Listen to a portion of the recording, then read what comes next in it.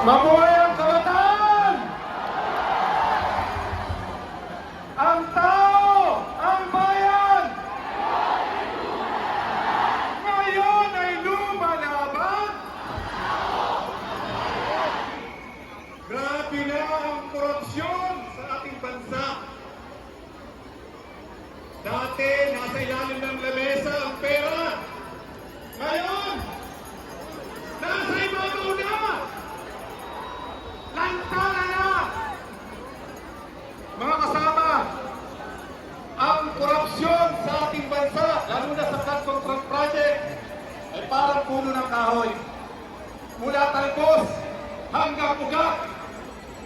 Ang talbos ay ang mga kontraktor na gaya ni Diskaya na bumili ng payong na halagang 20 milyon. May kasamang Rolls Royce.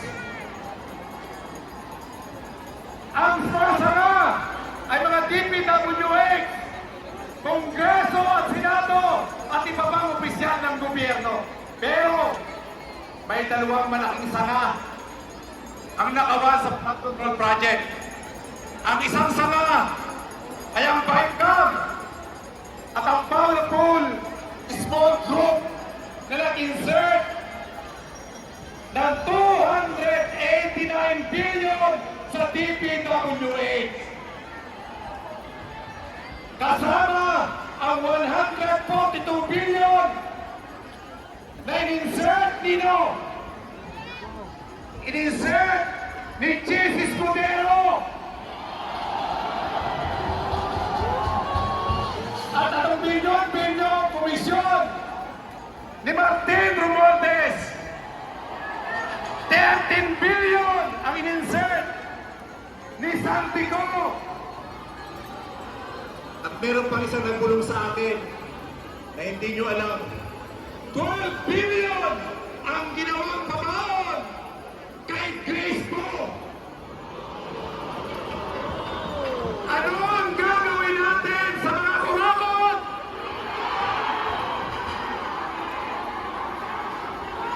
Pero, ano ang gagawin? Pero, may puno, ang puno ng pagnanakaw sa Flood Control Project ay ang Malacanang. Si Duterte, mula 2016 hanggang 2022, ay nagpagawa ng 13,700 flood control project na ginastusan ng 622 billion. Ang laking pera. Si Marcos, nagpagawa ng flood control project na 9,800 flood control project na ginastusan ng 545 billion. Pag pinagsama niyo yan, 1.2 trillion halos, 1.2 trillion ang tinakaw ng mga walang hiya. Anong gagawin natin sa mga magnanakaw? Ano?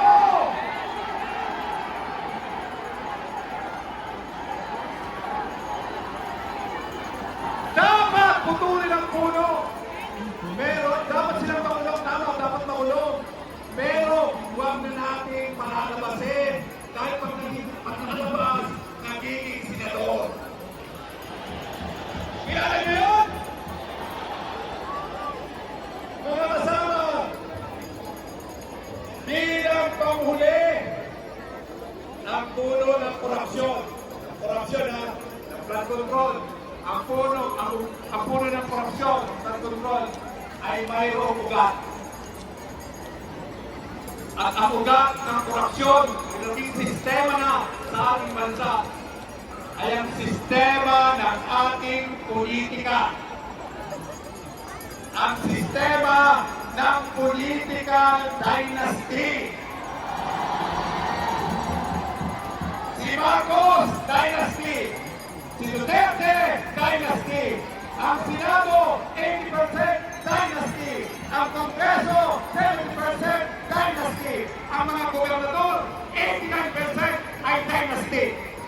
Hanggat may sistema ng political dynasty sa ating bansa, babalik at babalik at babalik ang korupsyon. Kahit na ipakulong natin si Jinggoy, si Bong Revilla, si Enrile, babalik ulit. Kahit na ipakulong natin si Napoles ng 55 years, hindi natatakot dahil political dynasty sila. Ang political dynasty ay kakambal ng magnanakaw. Kaya dapat bunutin na natin ang ugat, wakasan ang political dynasty. Kung ayaw ng Senado, ayaw ng Kongreso, na ipapawal ito, pagpapagpapawal ito ng ating konstitusyon, 1987 pa, ayaw lang ipapawal yan. Taong bayan ang magbabawal sa political dynasty ng Senado. Mawala na ang korupsyon sa ating bansa. Mabuhay ang ating pagkakaisa! Mabuhay ang sambayan ng Pilipino! Kalayan sa korupsyon!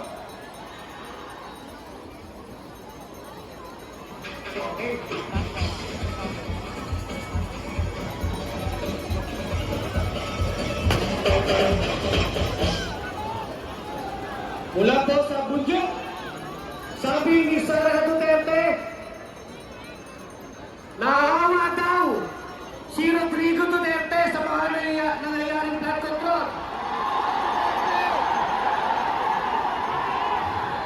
Sabi ni Marcos, kung hindi daw siya presidente, sasama siya sa atin.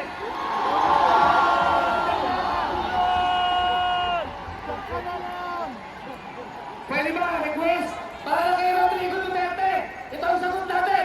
Walang uuwi! Walang uuwi!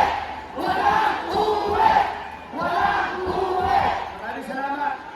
Ngayon, nasabi na po lahat ng galit. Sabi nga ni Sarah G, pinapaikot-ikot lang tayo. Tama? Hindi lang tayo pinapaikot-ikot. Nilulog tayo sa baha. Ngayon, si Chavit Singson, isang dakilang political dynasty mula pa sa panahon ni Marcos Sr. hanggang sa panahon ni Junior na alaman daw sa korupsyon. Naniniwala kayo kay Chavit? Tinatanong kami sa Bunyog, Kulex, dapat may banda ang Pilipinas. Dapat may banda. Dapat Indonesia na. Pero sabi natin, ang mga Pilipino magpapasensya. Hindi naniniwala sa... Pero, ayan na. Ayaw nyo na pumayag. Sabi ni Bongbong, sabi ng Malacanang, kalma. Wala kakalma! Wala kakalma! Walang kakalma! Walang kakalma! Pinalong ako! Kulit, naniniwala ka ba sa revolusyon? Naniniwala na ako sa revolusyon! Mula flood control! Revolusyon! Maraming salamat po mga kapunyog, mga kababayan.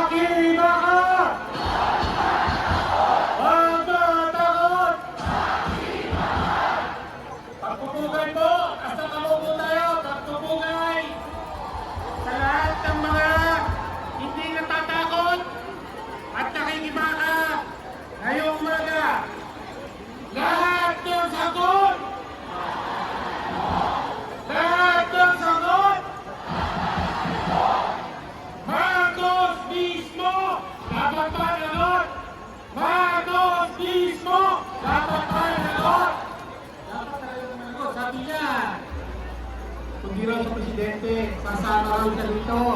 Payag ba kayo?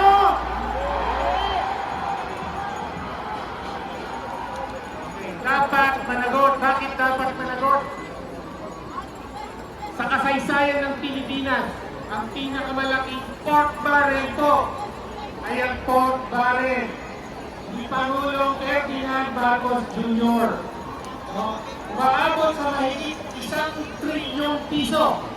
Sa 3 taon na siya'y Pangulo, umaabot sa mahigit sa 1 trilyong piso ang inilaan para sa flood control project sa Palawan. Ganun po kalaki ang pondong pinabaha ni Marcos Jr. sa flood control. Ngunit napigilan ba ang baha? Lumulusok pa rin ba kayo sa baha? Yan po ang dapat panagot ni Marcos. No?